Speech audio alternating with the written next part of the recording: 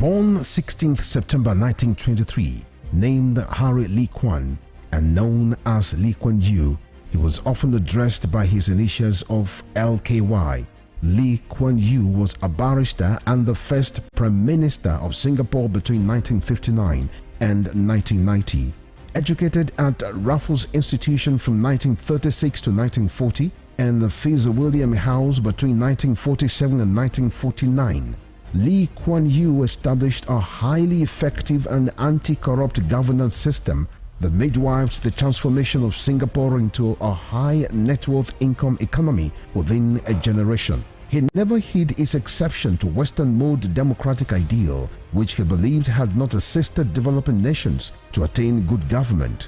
Before his death on 23 March 2015, the People's Action Party, which he founded, had used its political influence to establish the United World College of Southeast Asia to expand his economic ideas among countries that constitute the Asian Tiger. Western Spring Television identifies Lee Kuan Yew as a major character in history.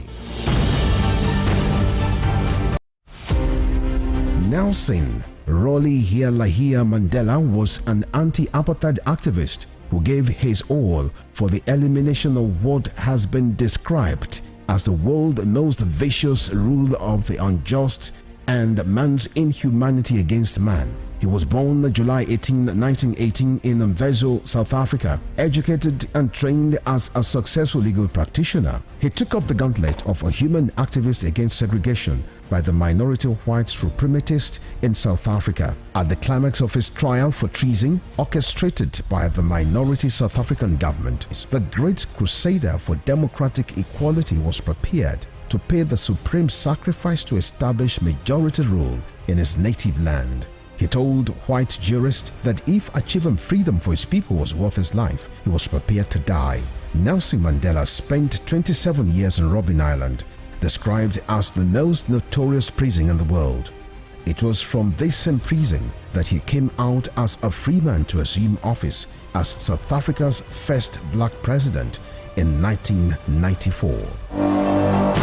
Western Spring Television identifies Nelson Mandela as a watershed character in history. Aminatu, the legendary Queen of Zazzau, is best known to historians as Queen Amina of Zaria, an old walled town and capital of the Hausa state of Zazzau. Amina was a great warrior and the first woman to rule the ancient kingdom of Zazzau. Her 34 years as queen witnessed an unprecedented expansion of Zazzau by conquests.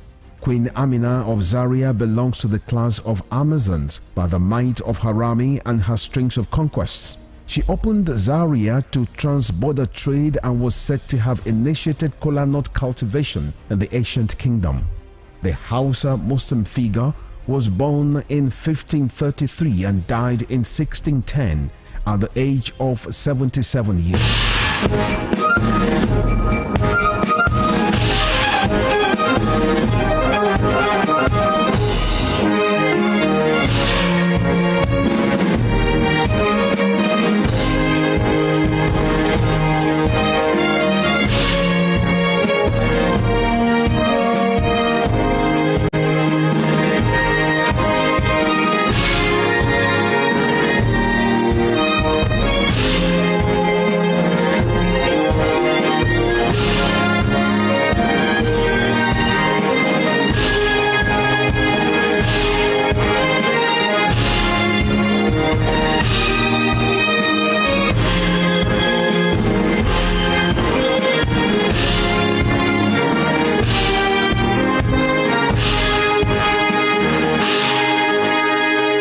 Western Spring Television, ours it is.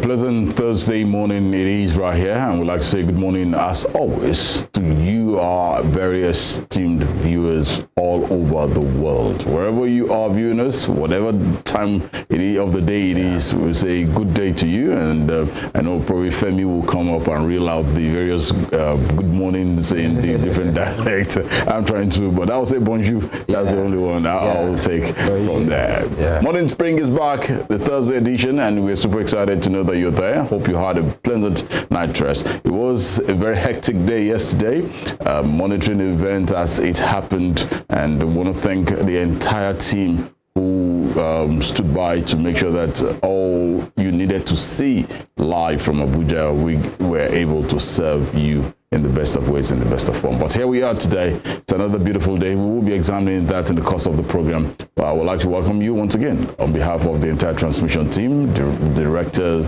the producers, the entire camera team. We are all back, and we are back for real. Tunde Idowu is my name at Irresistible TD on X. Welcoming you to Morning Spring, and also to Femi. Good morning. Right. Just like you have inferred, I'd like to start by saying Inakwana to Nageja. All right. Yeah.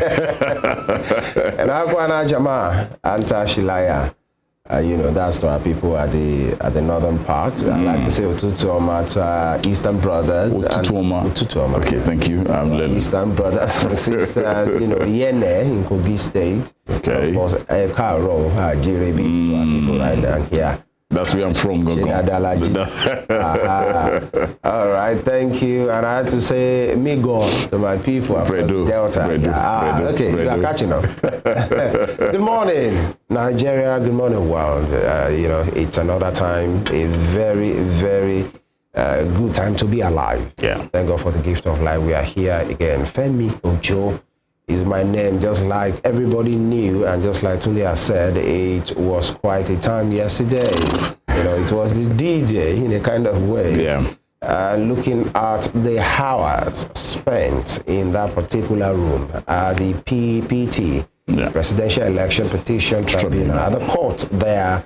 You know, many things needs to be said that the work of the judiciary, especially the justices, is quite a very tasking one. Absolutely, I agree 100% with you. Yeah, because I know many persons were like, let them just get there, let them just realize. Say it and then just tell us what we want to hear. But then it's not just the verdict.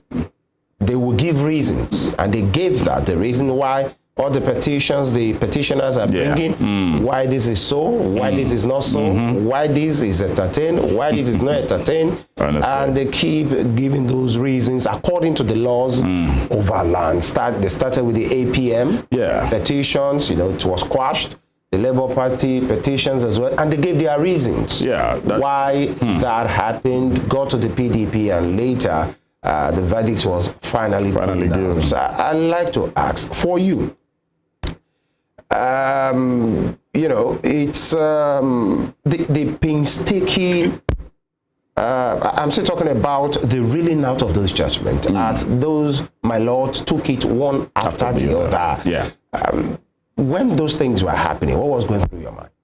First of all, you know, when they started, work they had to do. When they started with the Allied People's Movement, while they were reeling out, and that really didn't take too long. I remember we were all here. We still monitored. We were trying to give analysis up in here as well. And they came. It was dismissed. Maybe because of the grounds wanting too many. It was dismissed. Oh, I actually felt, oh, that was how. But when they started with that of Labour Party. After 2 hours, the judge was still talking. And I felt constantly talking. And within me, I would have said, hey, this man needs water. Yeah. He needed a break. He needed fresh air. But he didn't get it. Yeah. It was until he did everything, reeled out, gave us reasons, gave the petitioners the reason, and you could hear them. And look, in my lifetime, if I probably have the opportunity to come back to this world again, that's always been one profession I've loved. But what I saw, being a lawyer, a judge, but what I saw yesterday, my lord, please, you can hold on to your... You can actually hold on. It's quite a... For them, you know, that wasn't the only thing that happened. they will have taken their time to write out those judgments before yesterday.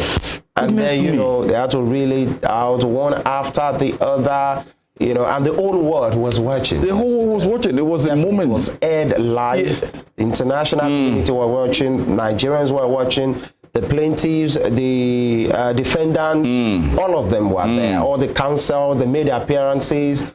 You know, the number 2 citizen of the country was there yesterday. It was part of the defendants. So. And, you know, the governors were there yesterday. And one thing was going through my mind. Like, you could see, you know, at some point, so many pictures and videos of people that were sleeping yesterday. You know, it might look funny, but then we are human. Today we are human. When nature calls. Sitting for like 8 hours, 10 hours. Yeah, there is something called air conditioner blowing in the room. Seriously, all what I would just say concerning what happened there yesterday was that well done to everybody. Well done, everybody. All right, it's still Morning Spring right here, and we'll take a short break. We'll be back. Please stay with us.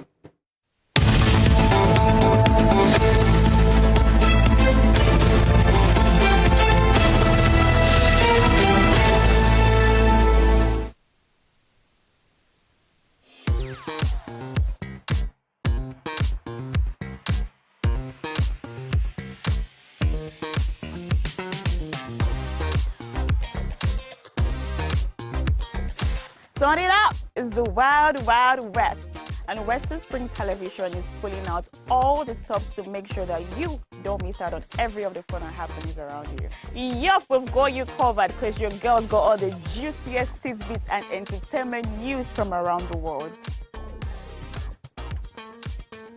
Cross over to the chocolatey side of entertainment. Join me, Chocolate Cassie, on Eccentric as we take you into every bit of the juiciest news, fashion, music, movie updates, and other trending conversations. Together on the show, we'll get personal with your favorite celebrities via phone call, Zoom, or even live here in the studio. Eccentric will be shown on your TV screen on Western Spring Television, channel 190, only on StarTimes.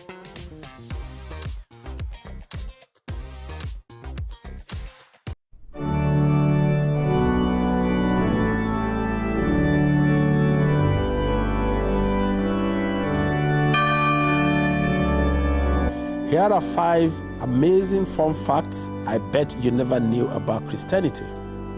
Number 1, there are over 2.4 billion Christians worldwide. Amazing fun fact number 2. The Bible is one of the best-selling books of all time, with more than 100 million copies sold every year. Most Christians believe in heaven and hell.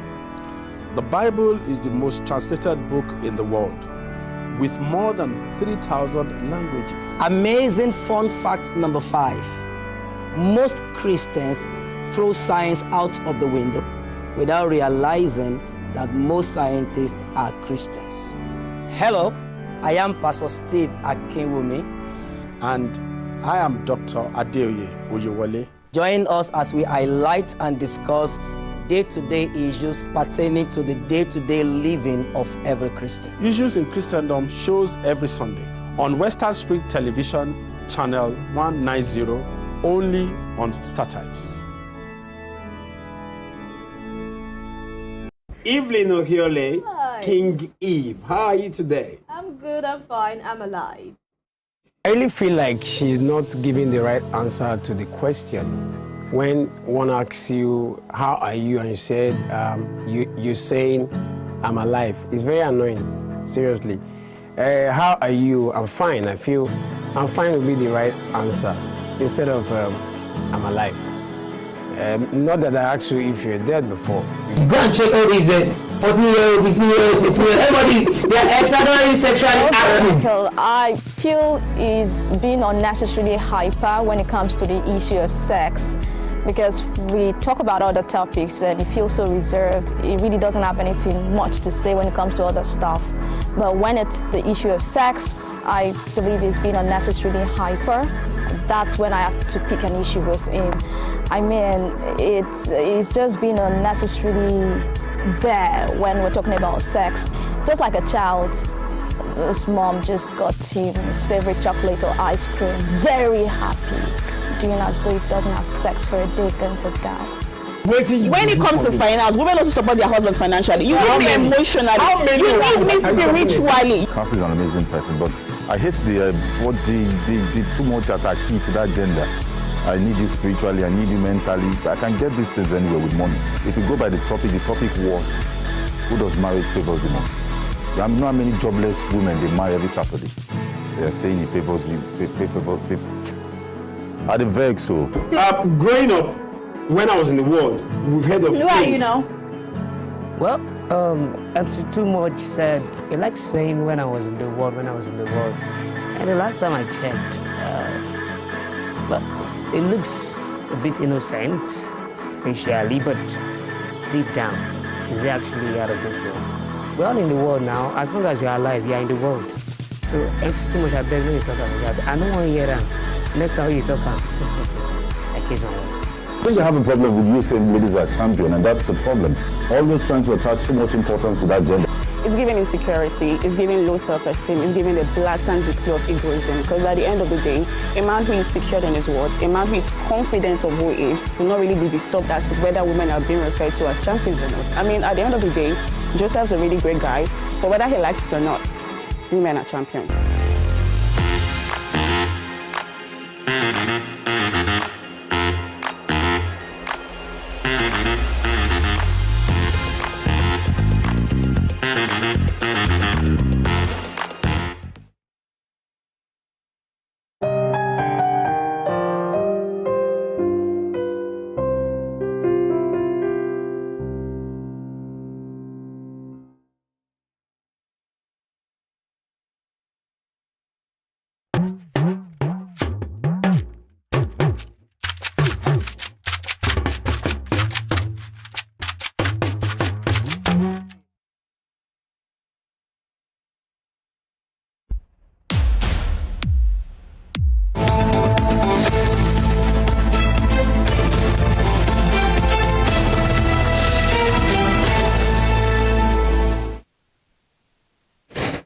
Thank you, Musantali. All right, let's get to serve you all the juicy details making the round from the dailies at this moment in time. We have quite a whole lot, and we all know that right now, what major newspapers will be carrying has to do with what happened yesterday. The verdict, that found the authenticity of President Bola. So let's begin to serve you all this stories making the rounds at this moment. And quickly, I'll take my first set of headlines from the pages of the Punch newspaper. Excuse me. The Punch newspaper, the big bold the big bold headline there says, Atiku Obi plan appeal as Election Tribunal dashes bid to sack Tinubu. Quite a whole lot of writers associated to that story. Let me reel them out to you. Atiku Obi's rigging allegation not proved. E-transmission not compulsory, says PET. That's the Presidential Election Petitions Tribunal. It's victory for democracy. Tinubu, APC hail judgment. LP, Atiku, fume, fault tribunal. And just below that, you can see the number 2 citizen there in your picture, amid so many other politicians and important dignitaries at the tribunal, the court yesterday. All right, we'll say thank you for making history at this moment in time. Other stories on the bottom strip. Let's go to the bottom strip. Tribunals. APC loses 2 National Assembly seats.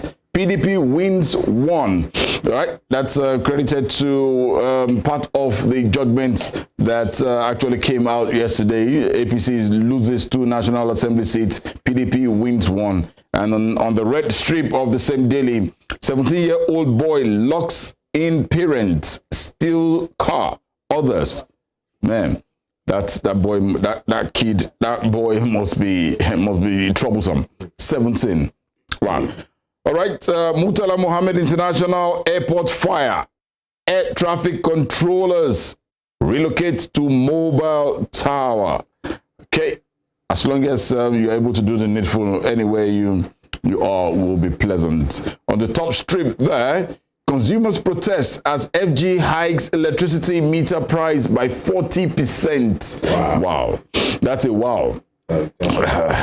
Because if not for, I'd like to say a big thank you to the PRO of the IBDDC here in Osun State, Mrs. Kike Lomowe. Thank you. She was so amazing yesterday. I've had issues with my meter, the prepaid meter, and suddenly she just gave me a guideline how to go about it. For the better part of 2 weeks, I've not had light in my house, but she just told me, no, these are the things.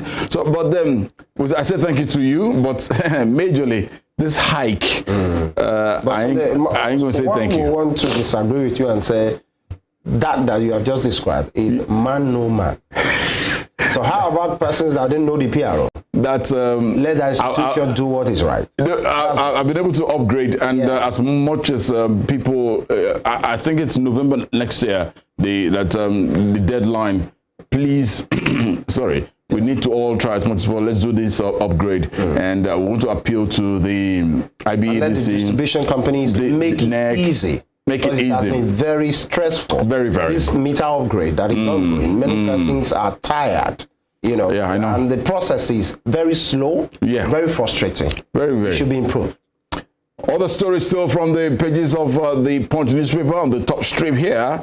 NNPCL folds sale of NAOC assets to Orlando. That's been generating some controversy in the last couple of days. And the last story making the round there says gas revenue drops by 3.3 trillion naira in 12 months. That's a report. And those are some of the stories making the round from the pages of the newspaper. Excuse me. The Guardian for this morning, the Guardian newspaper. Tribunal affirms Tinubu's victory, dismisses petitions. The Guardian for today, Tribunal affirms Tinubu's victory, dismisses a petition. You can see the picture there, that of the winner, definitely President Bola Tinubu, and the petitioners, that's Mr. Peter Obi of the Labour Party and the Waziri of Adamawa, Atiku Abubakar there, and there is a quote credited to, the quote says, having considered that all the three petitions are devoid of merit, I hereby dismiss all the petitions, and I affirm the declaration of INEC that Ahmed Bola Tinubu is duly elected president of Nigeria. I think that came from a lot yesterday, while giving the final on that matter. All right. And why election matters are difficult to prove in court by Tunde.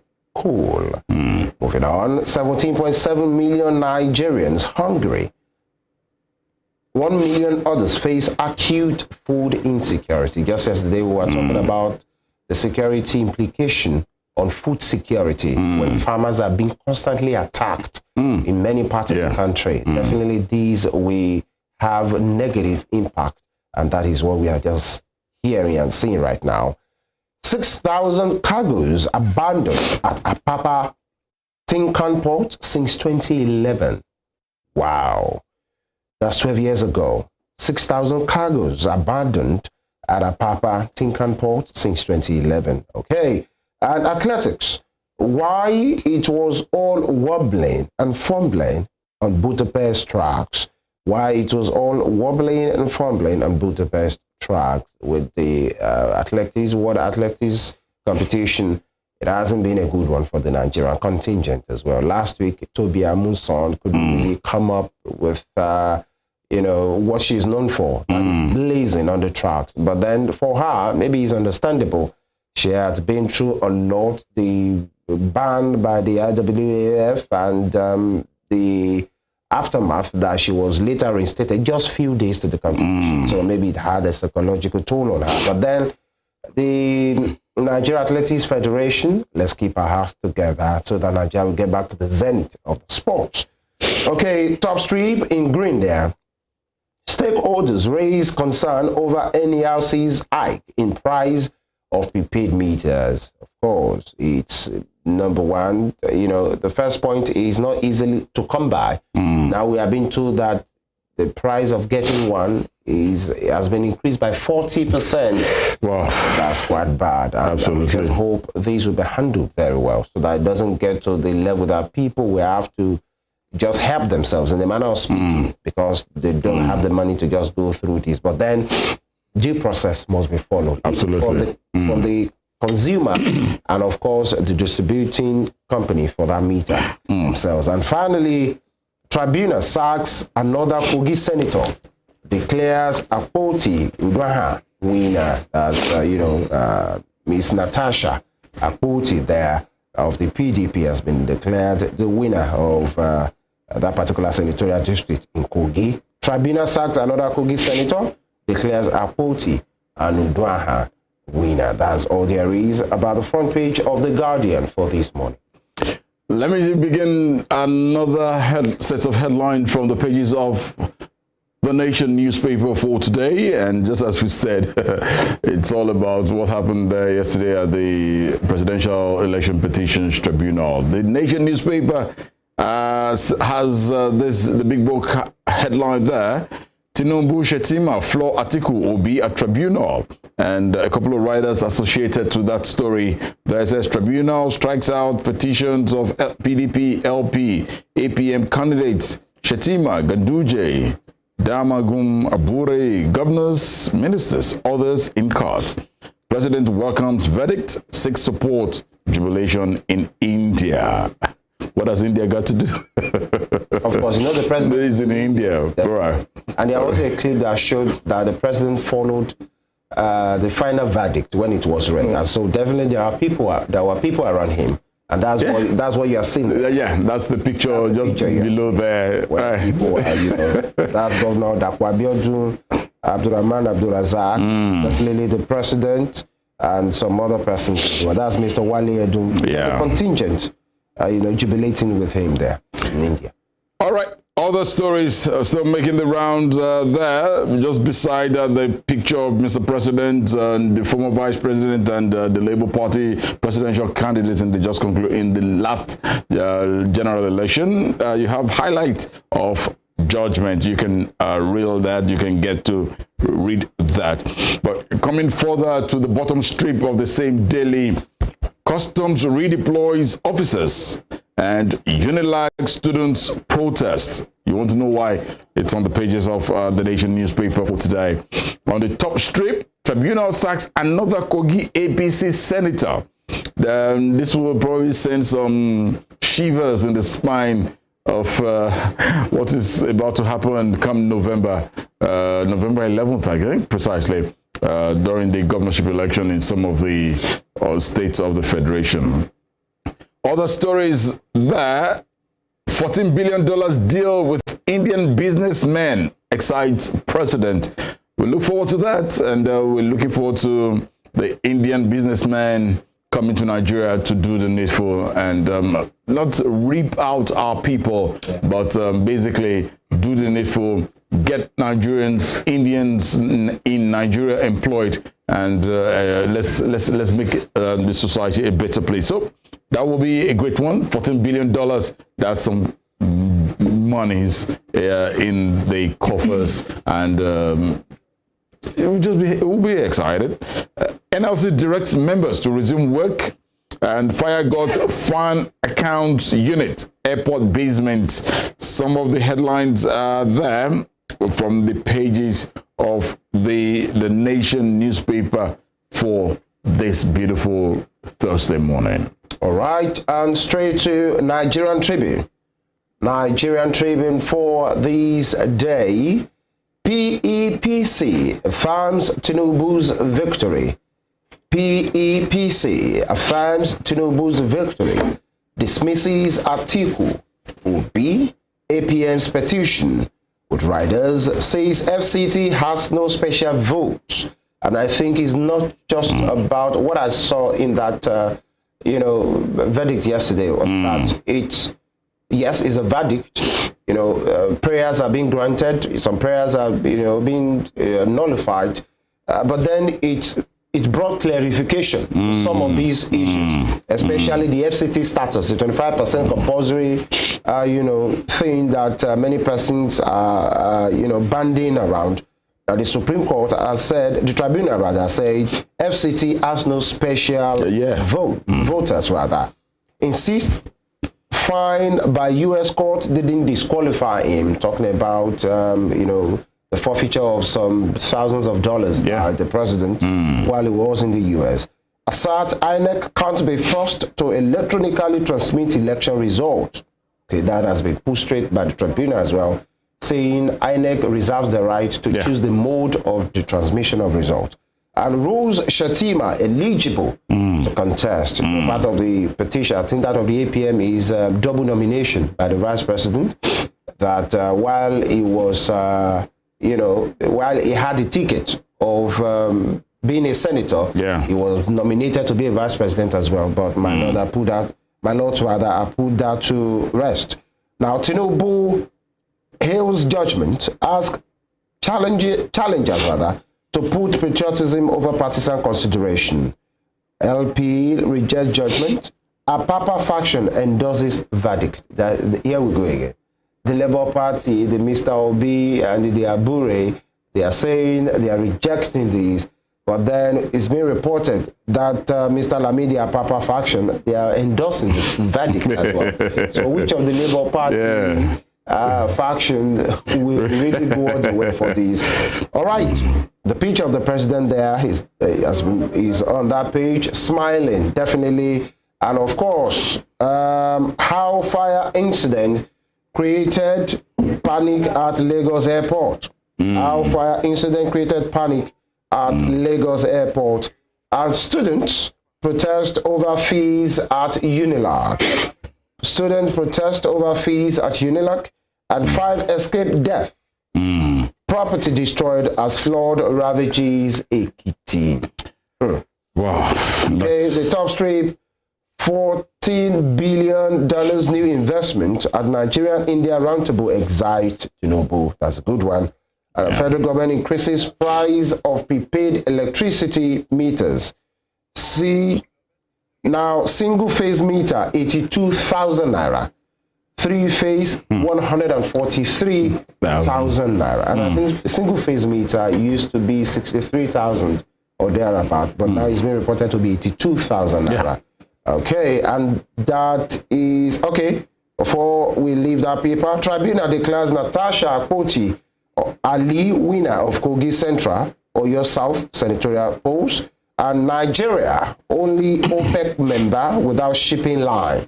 That's coming from the former governor of Osun State and the minister of the blue economy, Uyetola. And shake up in customs as acting CG redeploys area controllers. That's it on the page of the Nigerian Tribune for today. All right. Oh, okay. Yeah. At this point in time, we'd like, excuse me, I'd like to take you way back to about 1984. On this day in 1984, you have what it looks like there. It's a throwback Thursday, and you know this is what we do every Thursday. We're bringing you some of the major stories that had happened quite a whole lot of years ago. That's about 39 years. 39 years ago. 39 years. Man, in fact, 39-year-old boy or lady probably is married. That's a man. Right, at 39. And there you can see the Guardian 39 years ago, and you have the picture of the late Afrobeat king there, late Fela Anikulapo Kuti, and the headline there says Fela may face court charges. Remember what happens? Fela is at that point in time, those who were old enough to know who Fela Anikulapo Ransom Kuti was. You know what it means. He's never shy of being in trouble, and you quite a whole lot. And for lovers who drink to an extent. I know my dear director will know more of this this drink about this period of the year. Then 1984. I know he's been drinking while he was young. But look at other stories. You have the military leader. Then Buhari praised at Abuja. The drink, by the way. I would just leave that. I don't want to really mention the drink. But looking at some of the stories making the rounds there. 1984, 39 years ago, and it is exactly 7:39 on your clock at this point in time. Some of those headlines that are there: Spanish official in Lagos for talks on detainees, and then security men search punch officers. Okay. And Buhari prays at Abuja Mosque. And Mengistu forms political party. JAMB awaits enrollment figures from universities. You can imagine the process at the time. JAMB awaits enrollment figures from universities. Wow. And KC marks 75th anniversary. KC, that should be King's College. As at 1984. Wow. All right. That's it. Throwback Thursday. The Guardian. Memories will always be there, and it's difficult to throw away memories. And I keep saying it, if you want to do anything, please let's do something positive. Because I like to let you know that there is a record for everything that you do. Posterity will always judge. It speaks a whole lot. When we come back after this very short break, we will take what happened. We will be assessing, we will be examining what actually transpired there yesterday at the Presidential Election Petitions Tribunal. Let's assess, let's dissect what it meant for the judiciary, for Nigeria as a whole. Please stay with us. It's still Morning Spring right here from Western Spring Television. We'll be right back.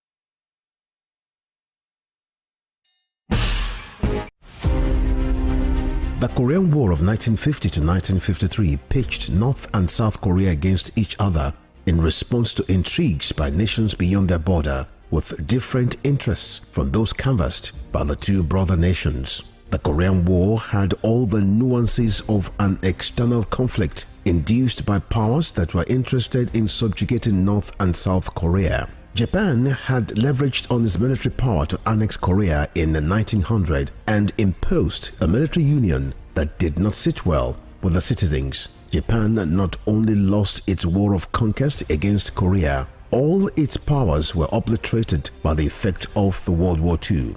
The end of World War II got Korea divided into two nations along 38 parallel lines by the instrumentality of the United States of America and the Union of Soviet Socialist Republic. The Korean War lapsed into a Cold War when it stopped the prying eyes of external forces into the internal affairs of a nation now divided along its north and southern territories. Western Spring Television identifies the Korean War as a major event in history.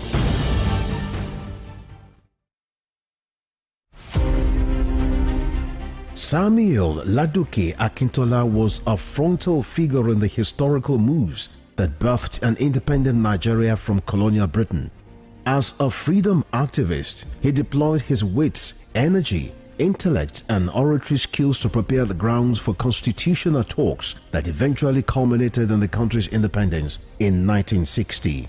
The 13th Ààrẹ Ọ̀nà Kakanfò of Yoruba land cut his teeth as a politician when he became a foundation member of Action Group, the dominant political party in the Western region, and was elected the party's parliamentary leader of opposition at the Federal House of Representatives. The crisis in the Action Group, which pitched Samuel Ladoke Akintola against his leader, was not only a sore point in his colorful political life, but a reversal of gains which characterized the exemplary leadership of Awolowo Akintola premiership. 23 years after his death, Oyo State University of Technology Ogbomosho was renamed Samuel Ladoke Akintola University of Technology to keep his memory alive. Western Spring Television identifies Samuel Ladoke Akintola as a major character in history.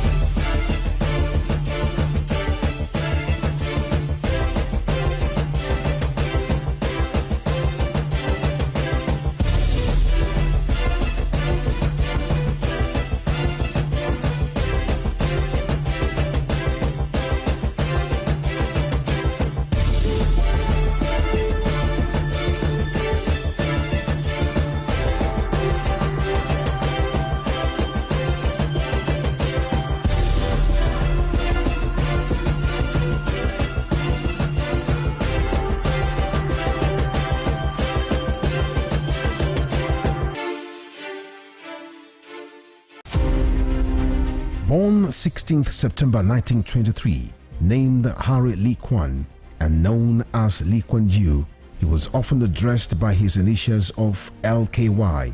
Lee Kuan Yew was a barrister and the first Prime Minister of Singapore between 1959 and 1990. Educated at Raffles Institution from 1936 to 1940 and the Fitzwilliam House between 1947 and 1949, Lee Kuan Yew established a highly effective and anti-corrupt governance system that midwifed the transformation of Singapore into a high net worth income economy within a generation. He never hid his exception to Western mode democratic ideal, which he believed had not assisted developing nations to attain good government. Before his death on 23 March 2015, the People's Action Party, which he founded, had used his political influence to establish the United World College of Southeast Asia to expand his economic ideas among countries that constitute the Asian Tiger. Western Spring Television identifies Lee Kuan Yew as a major character in history.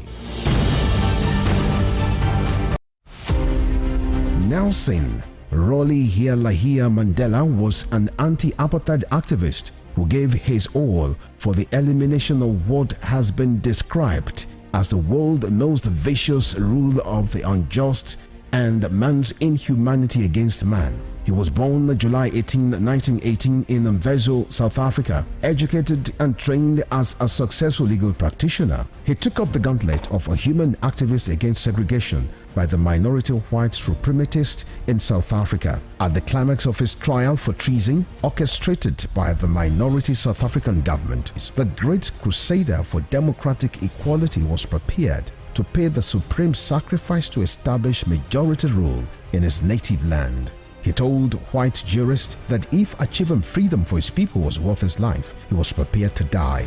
Nelson Mandela spent 27 years in Robben Island, described as the most notorious prison in the world. It was from this same prison that he came out as a free man to assume office as South Africa's first black president in 1994. Western Spring Television identifies Nelson Mandela as a watershed character in history. Aminatu, the legendary Queen of Zazzau, is best known to historians as Queen Amina of Zaria, an old walled town and capital of the Hausa state of Zazzau. Amina was a great warrior and the first woman to rule the ancient kingdom of Zazzau. The 34 years as queen witnessed an unprecedented expansion of Zazzau by conquests. Queen Amina of Zaria belongs to the class of Amazons by the might of her army and her strings of conquests. She opened Zaria to trans-border trade and was said to have initiated kola nut cultivation in the ancient kingdom.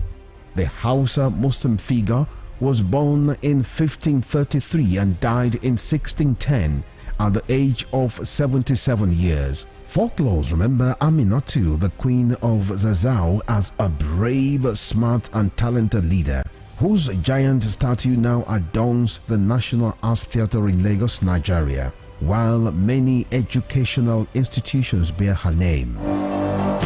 Western Spring Television identifies Queen Amina as a watershed character in history.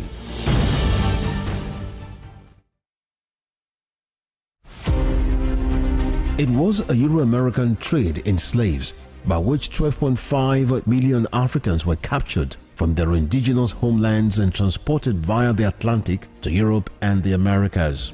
The transatlantic slave, also known as triangular trade, was the worst form of man's inhumanity to man and the most costly in human life of all long-distance global migrations. Hundreds of Africans chained tightly to plank beds in the belly of slave ships in horrific conditions were transported via the Atlantic and stripped of all human dignity on arrival in Europe and America. It is the greatest crime the Caucasians committed against the black race. It is impossible to discuss the transatlantic slave trade without a copious reference to impoverishment and underdevelopment of Africa and its peoples. The triangular trade left the continent in ruins. Western Spring Television identifies transatlantic slave trade as a watershed event in history.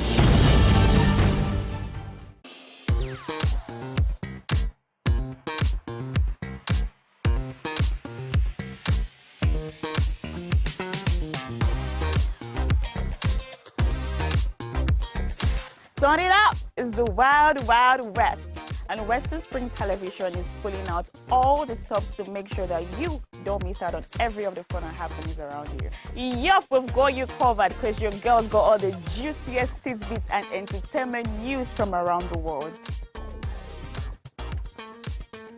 Cross over to the chocolatey side of entertainment. Join me, Chocolate Cassie, on Eccentric as we take you into every bit of the juiciest news, fashion, music, movie updates, and other trending conversations. Together on the show, we'll get personal with your favorite celebrities via phone call, Zoom, or even live here in the studio. Eccentric will be shown on your TV screen on Western Spring Television, channel 190, only on Star Times.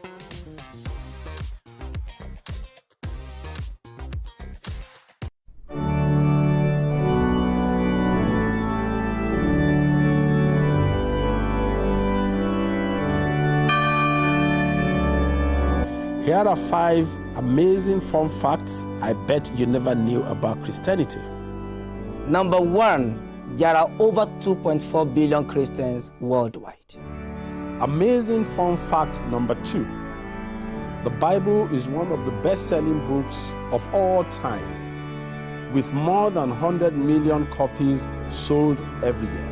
Most Christians believe in heaven and hell.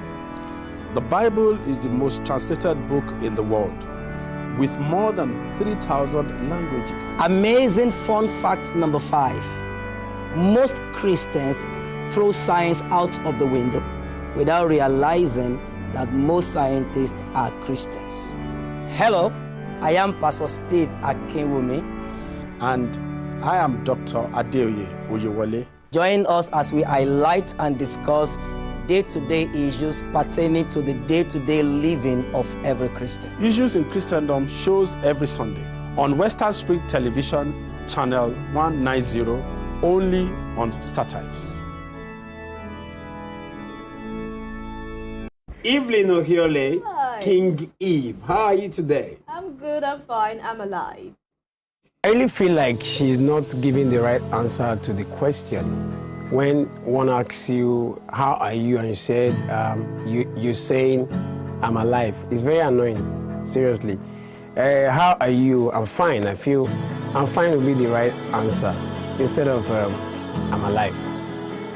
Not that I asked you if you're dead before. Go and check all these 14-year-old, 15-year-old, 16-year-old, everybody, they are extraordinarily sexually active. I feel is being unnecessarily hyper when it comes to the issue of sex, because we talk about other topics and it feels so reserved. It really doesn't have anything much to say when it comes to other stuff. But when it's the issue of sex, I believe he's being unnecessarily hyper. That's when I have to pick an issue with him. I mean, it's just being unnecessarily there when we're talking about sex. Just like a child, his mom just got him his favorite chocolate or ice cream, very happy, doing as though if he doesn't have sex for a day, he's going to die. When it comes to finance, women also support their husbands financially. You need me emotionally. You need me spiritually. Cassie is an amazing person, but I hate the too much attaché to that gender. I need you spiritually, I need you mentally. I can get these things anywhere with money. If you go by the topic was, who does marriage favors the most? You know how many jobless women they marry every Saturday? They are saying it favors you, favor. Are they vex so? Growing up, when I was in the world, we've heard of Who are you now? Well, MC Too Much said, he likes saying when I was in the world. And the last time I checked, well, it looks a bit innocent, facially, but deep down, she's actually out of this world. We're all in the world now. As long as you're alive, you're in the world. So, MC Too Much, I beg when you talk about that. I don't want to hear that. Next time you talk about I kiss my words. I think I have a problem with you saying ladies are champion, and that's the problem. Always trying to attach too much importance to that gender. It's giving insecurity, it's giving low self-esteem, it's giving a blatant display of egoism. Because at the end of the day, a man who is secured in his words, a man who is confident of who he is, will not really be disturbed as to whether women are being referred to as champions or not. I mean, at the end of the day, Joseph's a really great guy, but whether he likes it or not, women are champions.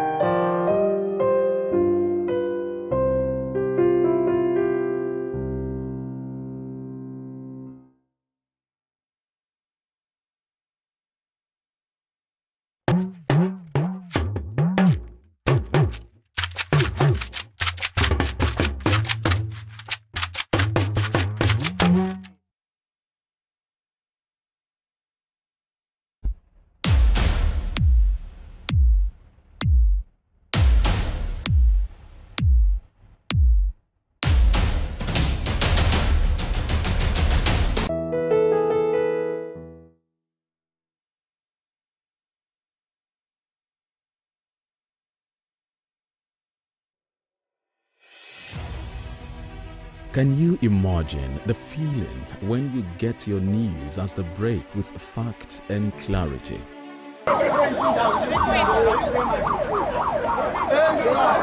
Our news are reported as it is. In Africa and all those who masterminded the way it happened will have to pay a price.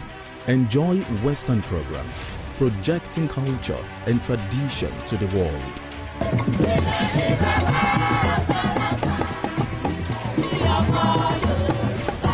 Brought to you as The Break and recapped every hour for your update.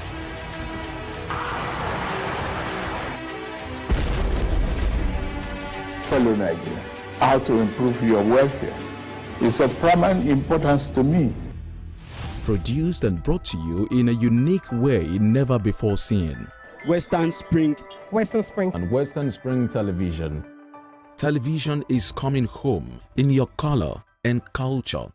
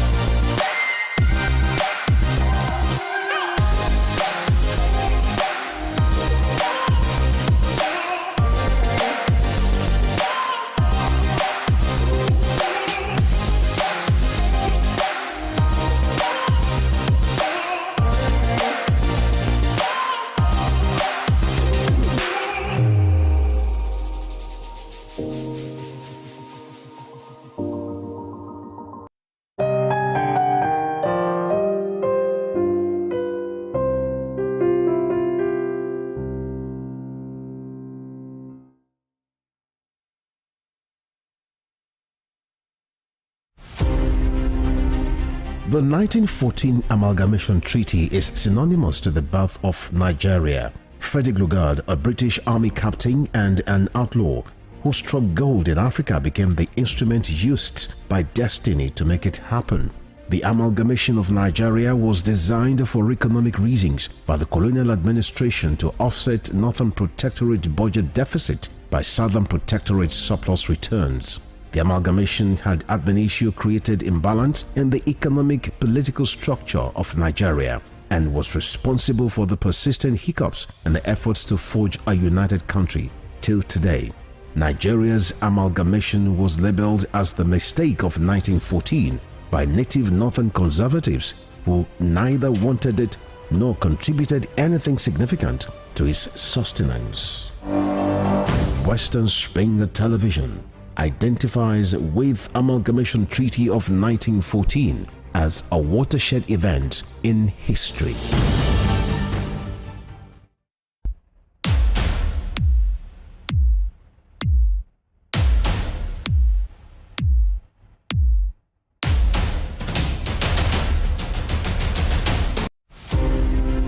Born Jeremiah Oyeni Obafemi on March 6, 1905, Obafemi Awolowo was a prime architect of Nigeria's independence and most consummate advocate of free education and social welfare in Africa's most populous nation.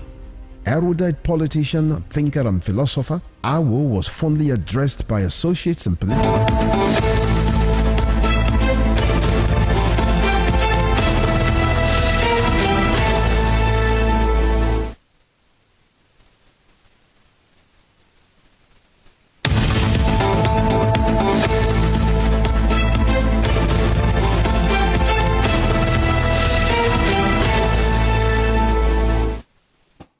Yeah, you're welcome back. It's the Morning Spring on Western Spring Television. We'll dive straight into the matter right now, and it's about the verdict of yesterday given at the Presidential Election Petition Tribunal, in which all the prayers of the petitioners, their petitions were quashed, starting with the APM, Allied People's Movement, the People's Democratic Party, with Atiku Abubakar as his candidate in the last election, presidential election, and of course Mr. Peter Obi of the Labour Party, and then Melot, in their own wisdom, affirmed the presidency of President Bola Tinubu, definitely saying he's the rightfully elected president, and that's what happened yesterday. Now, looking through the process, what really happened, And we have gentlemen in the house in which we will go the full blast to know and have their reactions. What do they make of that? We have something that you should say. Let's listen and watch. Past 20 years, your country, the only thing they produce is insecurity, poverty, out-of-school children, misery, food scarcity. Everything that is bad is what they produce in the past 20 years. All AYANTUNJI is offering you is that the new Nigeria is. I want to appeal to you to vote PDP.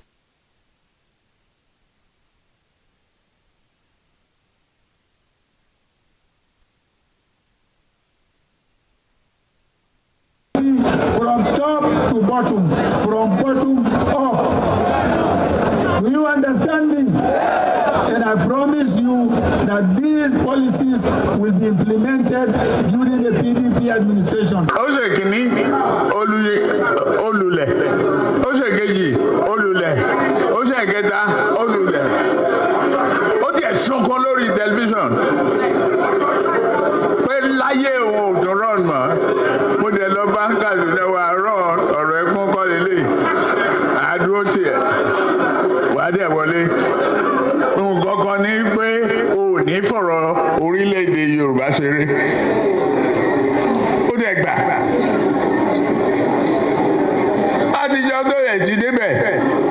Minister, mi ò gba contract,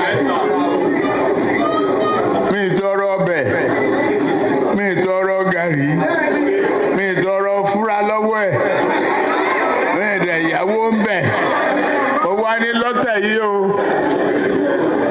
Yorùbá ló kàn.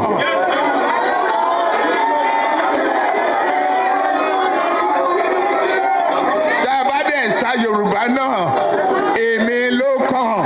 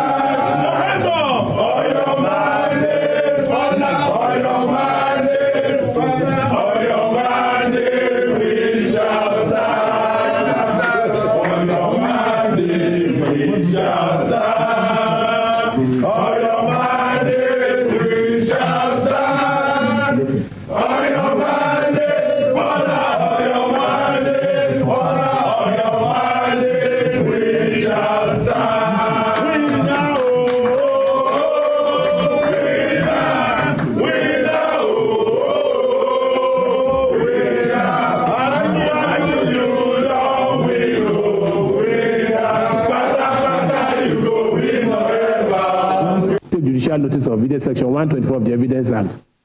Here again, second respondent and his party, the APC, also the then sitting president, was declared by the same INEC to have lost to the petitioners in CAPC 05-2023, that is Atiku Abubakar.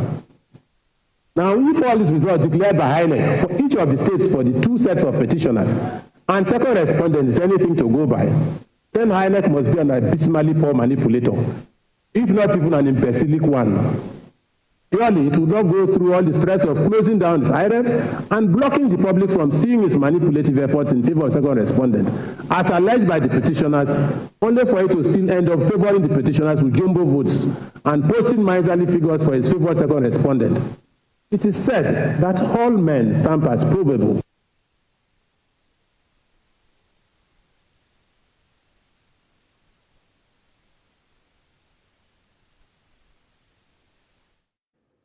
Yes, you know, in that particular video, those videos, you could see the from the campaign process, definitely that of the Labour Party, that of the PDP, that of Asiwaju himself, and of course the jubilation that greeted the confirmation of the authenticity of his presidency yesterday in faraway India, and of course part of the process that happened yesterday. But then we take it back to the studio right now. The final words of Milot when that verdict was being given, let me read it out, is: having considered that all the 3 petitions are devoid of merit, I hereby dismiss all the petitions. I affirmed the declaration by INEC that Bola Ahmed Tinubu is duly elected the president of Nigeria. That was the final verdict that was given yesterday. And of course, I have 2 gentlemen here who will be reacting to these issues. I have Mr. LANRE FADAHUNSI, who is, I may describe as pro-Labour Party. Good morning. Good morning, and glad to be here. Thank you, Mr. FADAHUNSI. And of course, Mr. KEHINDE AYANTUNJI is of the APC. Good morning. Good morning. Good to have you here. I'm very glad to be here. You are expected to be happy this morning. Of course. You are. Very, very so happy. let's get straight to it. Asiwaju has been affirmed and confirmed by the tribunal again. Let's start from you, Mr. AYANTUNJI. What did you make of the process yesterday, from where it started, from the the different petitions, the prayers, all the process till the verdict was given yesterday? Thanks so much. Let me first congratulate the President, as well as Bola Ahmed Tinubu, and all members of All Progressive Congress in Nigeria for winning yesterday's case. Because when you look at that election, it was one of the most turbulent elections in Nigeria history, where ethnicity played out, where several sentiments and emotions were appealed to, to take electoral decision. I think we have not been so divided like that as a nation. But that election really divided us. But at the end of the day, Bola Ahmed Tinubu came out victoriously and was declared by INEC. And yesterday's judgment also affirmed that comprehensively all the issues were resolved in favor of Bola Ahmed Tinubu, and I really commend the judiciary. When you look at the comprehensive nature of that judgment, you will know that the judiciary are also sitting very tight, knowing that Nigeria are watching them. And when you look at some of the preceding issues that were associated with that election, you know that Nigerian judiciary has not been on the spotlight like that, even in any electoral history, where they are erecting billboard that all eyes on judiciary. So they are also conscious of that fact that Nigeria are expecting them to take a very serious decision. And you can see for the first time we're having 12 hours judgment, where every issues that were formulated for determination were explained critically from point of law and evidence that were adduced. So this really vindicated us as a party that we truly won that election. No election is perfect across the globe. You understand? You can experience certain level of irregularities, but the question that the court answered yesterday, that all those minor irregularities is not substantial enough to nullify the February 25 presidential election, and they have found that INEC has acted in the right way by announcing and affirming President Bola Ahmed Tinubu as duly elected president of Federal Republic. So we are very happy. I'm very, very happy about that, because it's a validation that he truly won that election, and that all the efforts of APC were not in futility. All right, Mr. AYANTUNJI, let me quickly take you up on something you said. You said minor irregularities. Yes, of course. That they were not enough, to cancel the whole process. But was it a case of minor irregularities, or that the petitioners didn't really put up enough evidence, or they didn't prove their case enough? Because when we go through, we still get there. Some of the reasons that were given, especially from the LP side, from the PDP side, speaks to more of lack of evidence or proving their case enough. Not really because those irregularities, as you have said, is minor. Yes, of course. What I mean by minor is that... I'm sorry, when you said the elections divided the people? Is it the elections that divided the people, or you politicians divided the people? Yes, of course. It's not really politician. It's that election. If there is no election, how can they process the? Yes, if there is no election, there cannot be such division. It was because people want to contest, and they need to appeal to all manner of sentiment, religion, ethnicity, which really divided us. When you look at the voting pattern in that election, you understand. You know, the Southeasterners, they went for their own son. You understand. The Christian community in some churches openly declare for Peter Obi. And likewise, Southwest? Likewise, yes. Likewise, in some Muslim community also declare openly for Bola Ahmed Tinubu. You understand? But what I mean by such minor irregularities was that, IRF was one of the major issues raised by Labour Party that INEC promised as part of their guidelines that they are going to transmit results. You understand? And at the end of the day, INEC was confronted with certain technical difficulties, and they said as a result of that, we cannot transmit IRF. And what the court says is that no, IRF is not a substantial basis to notify election, because elections start from polling units. It will be collated at the polling unit, it will be announced at the polling unit, it will be recorded at the polling unit, and it's a manual process. And that IRF is just to ensure efficiency, you understand, transparency of that election. So that it is not even the fulcrum of that election. So therefore, you cannot, because of that, and now saying that election is. And two, one of the issues that court was that where it is easy to make a claim, it is easy to allege, but you must prove beyond reasonable doubt and convince the court that truly there were malpractice. And that's why the lordship said that you only claim electoral malpractice in certain polling units. You understand? No witness was called. And secondly, some of the documents you tender were not even legible enough. You understand? And that even as a party, you have to have the copy of the result as an alternative evidence. So those are the issues. You understand that the court rely on to rule in favor of Bola Ahmed Tinubu and All Progressive Congress. All right, Mr. LANRE, FADAHUNSI, you're of the Labour Party. Let's look at it. The chicken has come home to roost at this moment in time. The Labour Party lost on all grounds. The PDP also lost. From your own perspective, how will you react to that? I'm very happy. If you look at me, I'm boisterously happy today because we are getting there. Oh. The new Nigeria we're talking about, we are just on the track to it. Okay.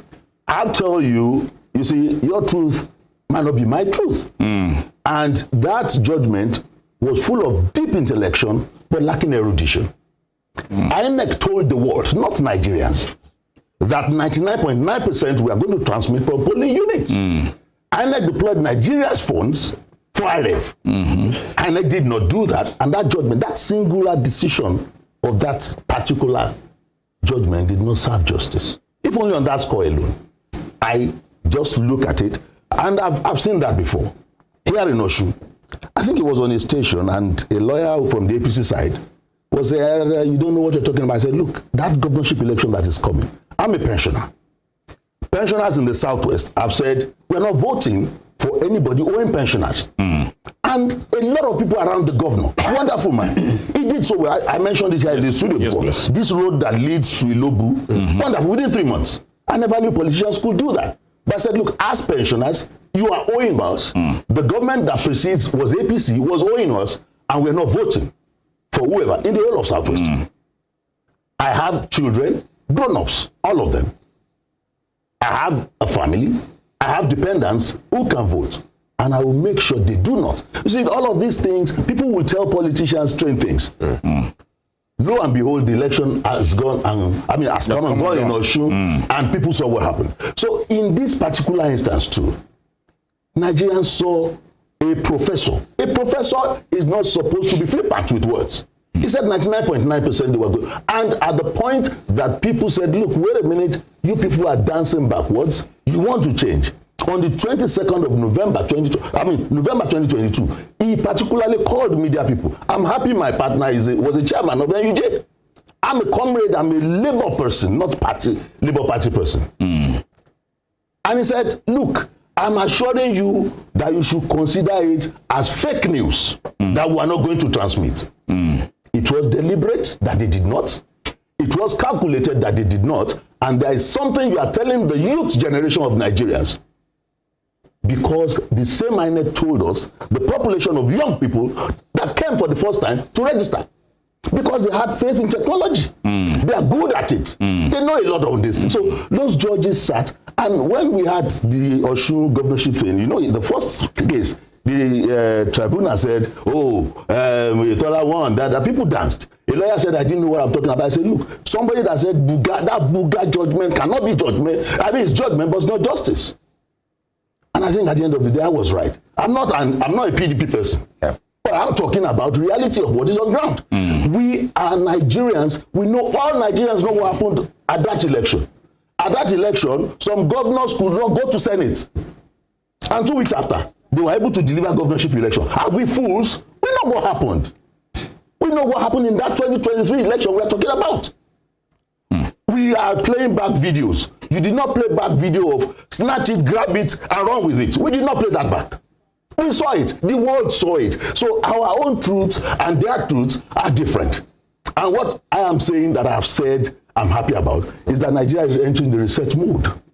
It's like a coven against the people. Look, I was disgraced as a Nigerian when I saw some people who were supposed to be deep and all at the floor of the Senate, nominated to be ministers, trying to count on his fingers when he entered school.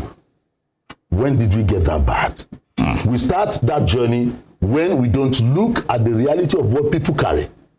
We say, look away. It doesn't matter. We said it doesn't matter. We can use NEPA bill for Buhari. Look where we are today. Now, when we look away from all those things that count, all those ingredients that bring about positive change in nations of the world, this is where we find ourselves. I'm not surprised. Look, recently, I think 2 days ago, Kogi governor was saying, I will increase coppers allowance by 100% because coppers are involved in election. Are we fools? This was a governor that collected 50 billion bailout to pay his workers that the government was owing before he came. He did not do that. He's now giving coppers 100% because they will be involved in election. And in Nigeria today too, look. The first set of things that you address, judges can retire at 70-something. I mean, all these things. Are you insinuating probably? No. All of these things, let me tell you the bottom line truth is that we are getting there. Okay. A new Nigeria that we have spoken about would find itself and bring us into reset mode, and we are close to it. So I'm not even bothered. But that time when it comes, you will see where the people stand. Because they will be happy their time has come. Their time is coming very soon. All right. Let me, Mr. Kendi, AYANTUNJI, now the court has affirmed that Bola Ahmed Tinubu was fully qualified to contest, and also affirmed that forfeiture, which most of these parties actually used against him, is not an indictment or a sentence, was Labour and PDP on an emotional voyage. That's why they probably tried to look for something to capitalize on. I think Mr. FADAHUNSI should answer first. And then don't worry.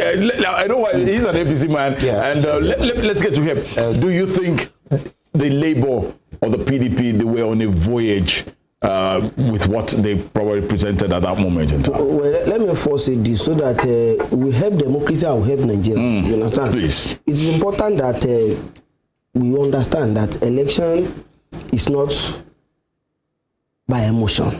It's about popular votes, the choice of people. And that is why, yes, it's a fact that many Nigerian youths went for Labour Party. But it's also very important to guide our youth appropriately on approach to election. Because let me say this, Labour Party, let me follow the suit of Professor Wole Soyinka. He said that Labour Party has 3 qualities. When they are engaging you, they will criminalize you, they will bully you, you understand? And they will call you names so that you can be suppressed. Spiral of silence theory. That is so that they want your voice to be muted for fear of isolation and stigmatization. That is their style. So it is important to put issue in proper context, and I'm using that to react to my guy here, Mr. FADAHUNSI, so that we should talk about the basis and the merit of the case. And what the court said about forfeiture was that, well, it is different. Don't play on emotion. We all know that before. It is a fallacy to say that if you don't have 25% in FCT, you understand, you cannot be declared as the president of Federal Republic of Nigeria. We all know that they only want to play that up. And the FCT citizen or resident doesn't have a special status, and that's what caught affirmative. And secondly, the issue of $460,000 forfeiture by Atiku Abubakar was not a fresh case. It happened in 1999. You understand? The judge resuscitated it, and the court said it is different. You understand? Civil and criminal cases are different. And what the law says is that if you must be convicted, you must be tried, convicted. You understand? And sentenced. So, but when you are having a business or a deal and you forfeit a business as a, like now, when let's say you have a house and you own a bank, and the bank said because you are unable to pay your debt or you cannot fulfill that loan obligation, they seize your house or you forfeit your house to the bank. It's not a criminal issue, you understand? And that's what the court said yesterday. But because they just need something to play up so that one can arouse the emotion of Nigerians. But law has nothing to do with emotion, you understand? And that's why you see they cannot clap in the court, you understand? Even when you laugh so much, they will ask you question, why are you laughing? And when you see the court, it's a serious business. So it is because there is no emotion about it. And it has nothing to do with the presidential candidate of people. And I'm happy that the judges in their own wisdom has also affirmed that yesterday. So I'm happy about that. Mr. FADAHUNSI, you want to react to that? I find it laughable. Okay. I find it laughable because it was not just Asiwaju in that issue of the forfeiture. There were other people involved. Some were actually given the treatment of court. But 1999, you recall, Asiwaju was already a governor. It's the same thing. That is, now America will not want to jump on the politics of other nations because it's in international politics, not allowed. But ordinarily, when the court wanted Asiwaju to appear, at that time, to clear your person and integrity, you should have gone there to do that. That one led to forfeiture. We just saw a recent one. Ibori did not go to UK. They told him, come. Or we seize your 100 million pounds. Ibori is now in APC anyway. We'll seize your 100 million pounds. He didn't go. Why didn't he go? Because there, people are not... When our man Ikoremadu went there, you saw what happened. They don't pander to people's position or status. You must be dealt with, they deal with you. And so if you cannot show face, then we wipe what you have on our records because you have not shown honor and integrity to show your face. Ibori recently, not long ago, 100 million pounds. If you think you genuinely own the 100 million pounds, you won't allow it to go like that. But he knows it's going to go beyond that. Because they will look beyond what you think they will look at. Yeah. So ordinarily, for people who are just thinking, party issues, let's play it down, those people know the truth. But we've seen that thing has to do with drugs. Those people that were also involved were told that, look, there is funding towards criminality in this process. Mr. FADAHUNSI, we've seen the likes of the American President, Mr. Joe Biden, congratulate Atiku Abubakar Tinubu. International politics, I just told you, I just spoke to you about it. And then America has interests. And look, America has sponsored people who they felt had clout, link, connections, and had levels of criminality, even in their communities, that the people know. But they will think, CIA is like intelligence. They want you to be their friend for a purpose to serve. And so, well, if your people are not crying, why should we? All right. So to me, you see, that's why I said Nigeria is gradually getting towards the reset mode. And I'm happy he said it. He is the leader of youths. I'm not. I'm too old to be Nigerian president in the real sense of it. Mr. So I'm telling you, in the real sense of it. Because it's sleeves up assignment. But the young people of Nigeria took that challenge upon themselves. And the nation thwarted it. And they are watching. And so, remember answers, and remember there is a tomorrow. And that tomorrow will come, definitely. Right. You know, you have talked about reset mode a couple of times. How do you mean reset mode? Reset mode. The judges have spoken. Yes. We are waiting for the Supreme Court. The lawyers will go back and look at that on all sides. Do you get preparatory to they're going to the Supreme Court? And the Nigerian young people, the Nigerian old people, the Nigerian voters will also go back and say, where do we go from here? A lot of people look at the labor leaders when they sing Solidarity Forever. They don't look at the wordings of that song. He has about 4 or 5 lyrics. All right. And the lyrical thing is that it was we that built all those things you people work on, the railroads, the buildings, where you do your trading. And you left us, you abandoned us. 3 months of subsidy, nothing has gone to workers. Nothing has gone to pensioners, and we are rolling on as if it's normal. People are going on roller skates in the streets of Abuja because we can't look at it. We are getting there. That's the reset I'm talking about. Some of the petitions that were quashed yesterday, and judgment given on that, is the fact that FCT has no special voters, you know, and then they insisted that the fine by the US court didn't disqualify Ashwaju. And they asserted that INEC can't be forced to electronically transmit election results. You've spoken about that. And that Vice President Kashim Shettima is eligible to contest. That came from the APM petition. But now, Mr. FADAHUNSI, will you agree that the prosecution team of the Labour Party and maybe of the PDP as well dropped the ball? And I tell you why. Because in that verdict, in the proceeding yesterday, it was ruled out that the Labour Party accused, made an allegation rather, submitted a petition that there were infractions in different polling units, different polling centers, thousands of them. But my lord said, you allege these things without proving one, without mentioning any particular one. It was mentioned yesterday.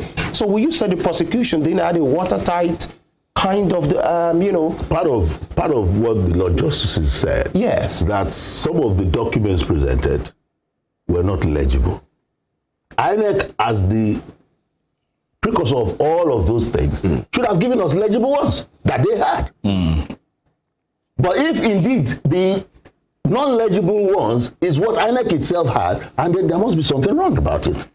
Look, what I'm telling you is in practical terms telling us that when people present, you can choose to say the truth or go to court and see how it plays out.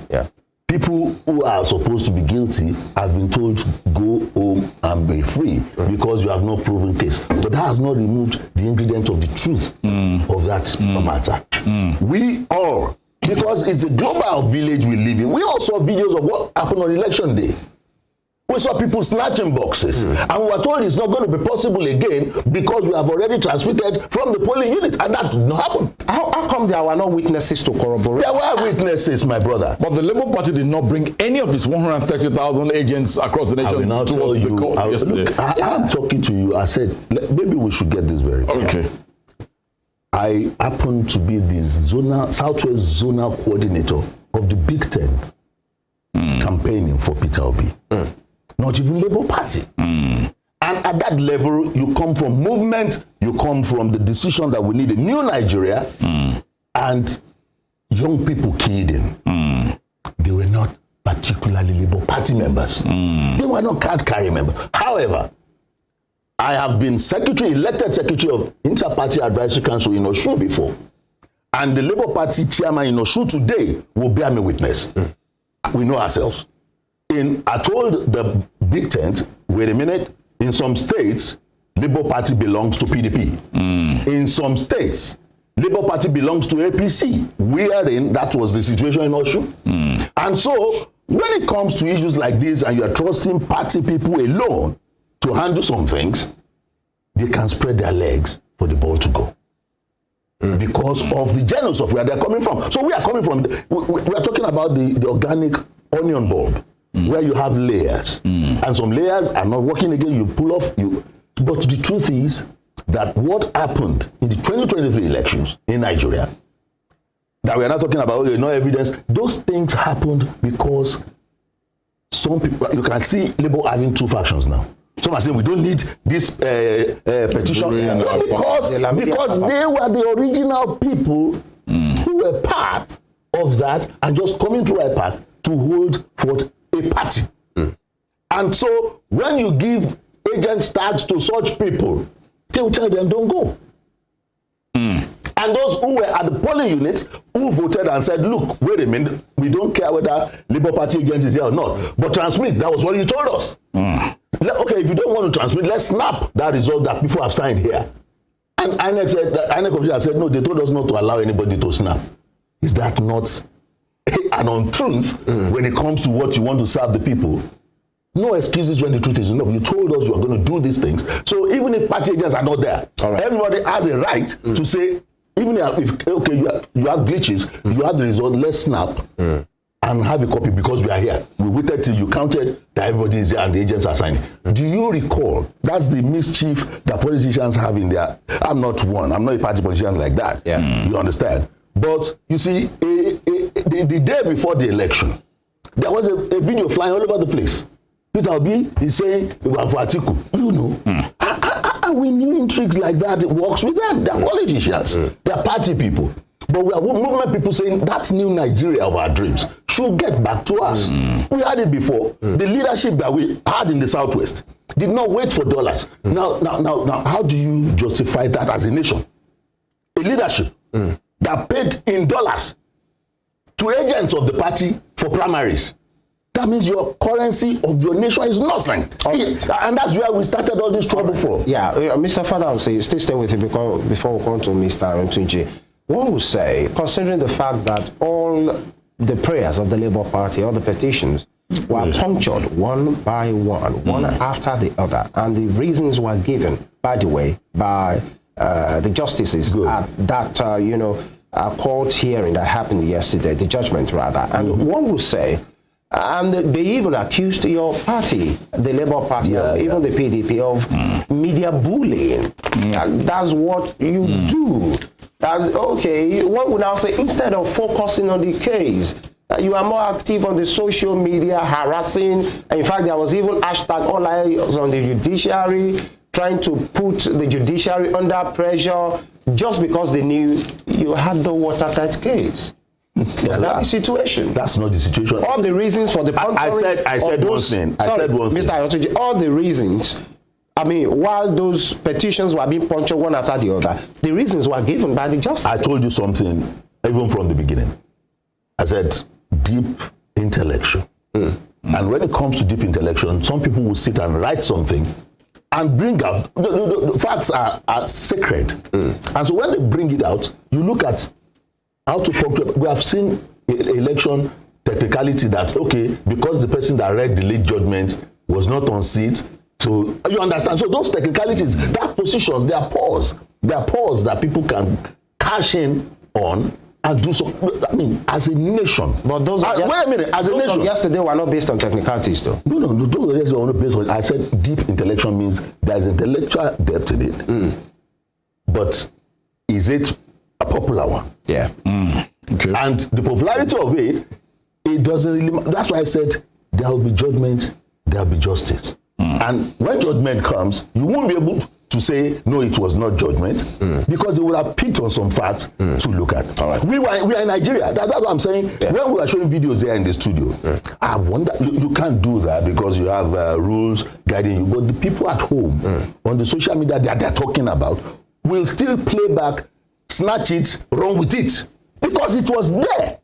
And nobody denied that it was photoshopped or something.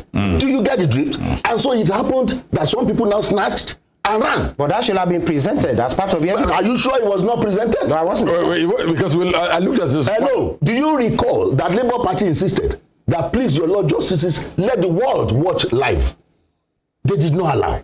Now we are allowing that for Judgment Day. All right. Hello.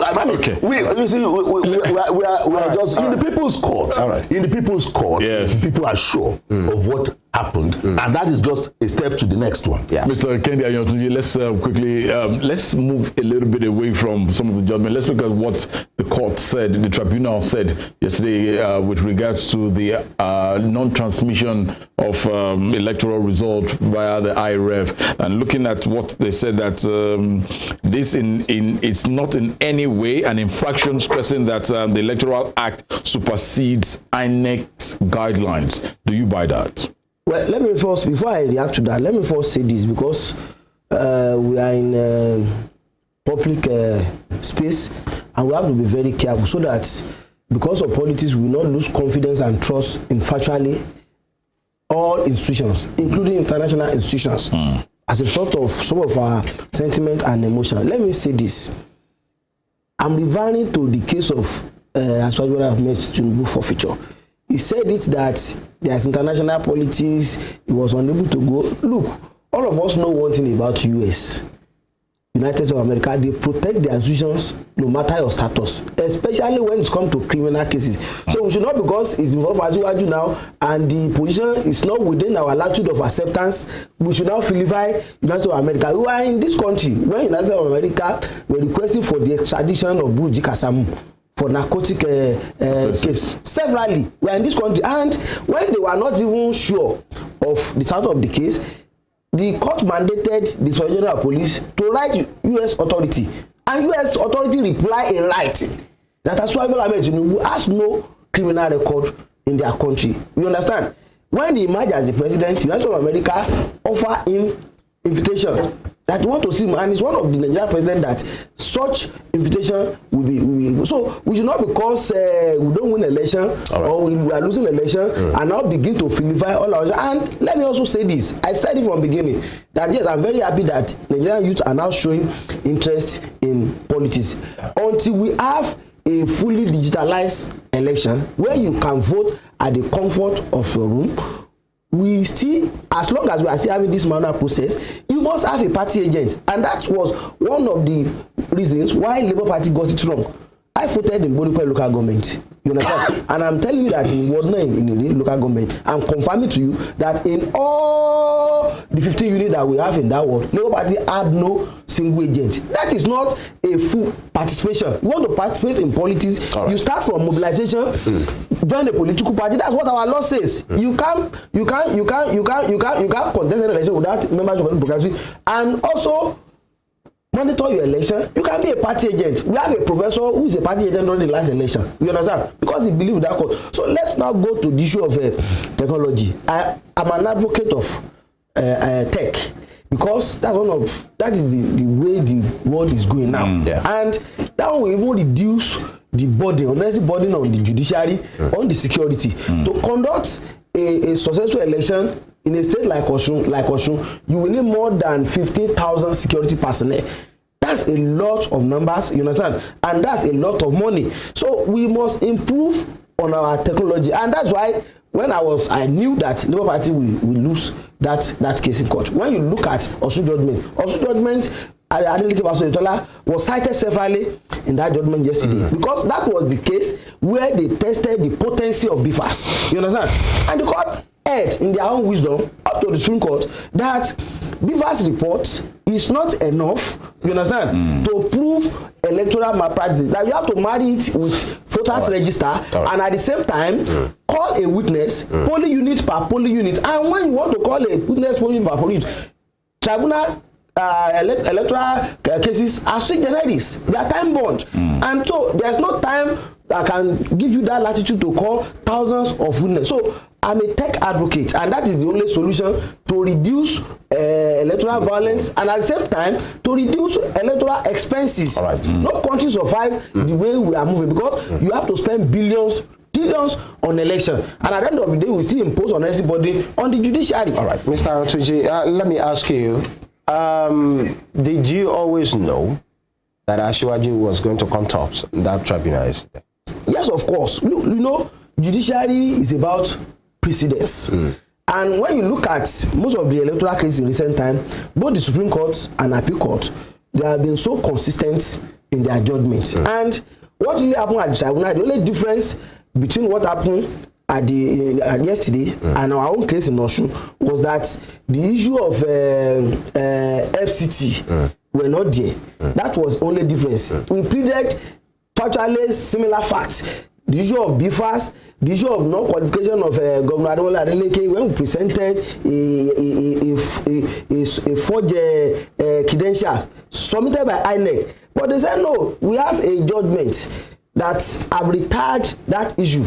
Judgment in rem. Right. That is nobody can revisit. It was not the question of whether somebody forged or not. But they said no. A court has ruled on that, and that is the end. So when you look at the precedents and issues formulated, you will know that they will hardly win that case, except the court will contradict themselves. All right. Gentlemen, because of the want of time, this is just going to go to both of you. We are we are out of time. But what are the lessons learned in this over 14 hours judgment? Let me say, Mr. FADAHUNSI, in 1 minute. What do you think were the lessons learned? The lessons learned is that there's always a first step to another.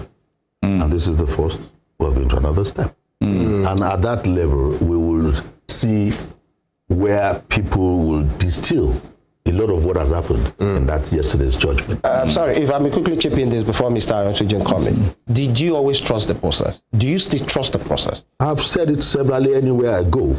There are courts of judgment and courts of justice. It's the LANRE justices that will determine where they want to stand. No, I'm asking you, do you trust this process going on right now? The tribunal has given its verdict yesterday. Most likely, the Labour Party has rejected it. But maybe they will need to go all the way. Do you still trust the judiciary to deliver justice? That's what I'm asking you. We will trust the system because Nigeria, and that's largely what the position of Labour Party has been. You went through the process. The institutions, because you trusted the stronger institutions in Nigeria. Yeah. And because the institutions are not okay or strong enough, does not mean you will still not follow the process as it were. So you say yes. Because we cannot, we will still follow the process too, but it's not based on trust. Implicit trust. It's not based on implicit trust. So it's based on what? Based on the fact that that's the way to go. Yeah. Okay. But it's not based on implicit confidence and trust in a to deliver. That's casting aspersion. Not aspersion. Not aspersion. I'm saying, look, you say, when people say, okay, when Supreme Court judges, it's only no appeal. God's judgment remains. There's still another judgment. That's why we say there's still another judgment after the Supreme Court. All right. Mr. AYANTUNJI, lessons learned. Well, what part of lessons that Nigerians democracy is developing. Okay. No doubt about that. To the extent that even judiciary are now paying keen attention. When you see the lengthy judgment, you know that they know that the entire world are looking at them, and they also want to justify whatever stand they are taking as far as that election is concerned. So another lesson is that if you want to contest for an election, you must prepare for it. And as a politician, you don't play so much on emotion and sentiment. What are you referring to? I'm referring to Labour Party. Okay. Rather, the substance of the issue, the rudiment of the issue, and critical action that will assist you not only to win the election, to sustain that victory, even at the court, at the tribunal. That is the most important thing. All right. Gentlemen, we'd like to thank you both most sincerely, and of course, we'll look out for what it looks like in the next couple of days, weeks, or months, because probably the two parties will still go upstairs. We will know what it looks like. We've heard Atiku Abubakar, his lead counsel, saying they will appeal and what have you. But it's been a pleasure. Mr. AYANTUNJI, always a pleasure. Mr. LANRE FADAHUNSI, thank you for your brilliant analysis at all times. Thanks so much. And to our dear esteemed viewers out there, we'd like to thank you for keeping it real with us right here at Western Spring Television. We'll be back again for the TGIF for tomorrow, the Friday edition, which will definitely be the last for the week. Thank you to our director. Thank you to the entire production team, our producers, to the entire camera team. Thank you for making it happen. I'll be back again. Tunde Idowu is my name at Irresistible TD on X. Also, thank you for being part of the program. I'm Morning Spring on Western Spring Television. Please do well to follow us on all our social media handles, on Facebook, on X, on Instagram, and of course, please, on our YouTube channel as well. Please share, subscribe, And then we are always live on our YouTube channel. And of course, on Star Times, channel 190 DTT. And if you need a recap of this program, just go back to our YouTube channel. Femi Ojo is my name. God bless Nigeria. We'll see you tomorrow, God willing. Bye-bye.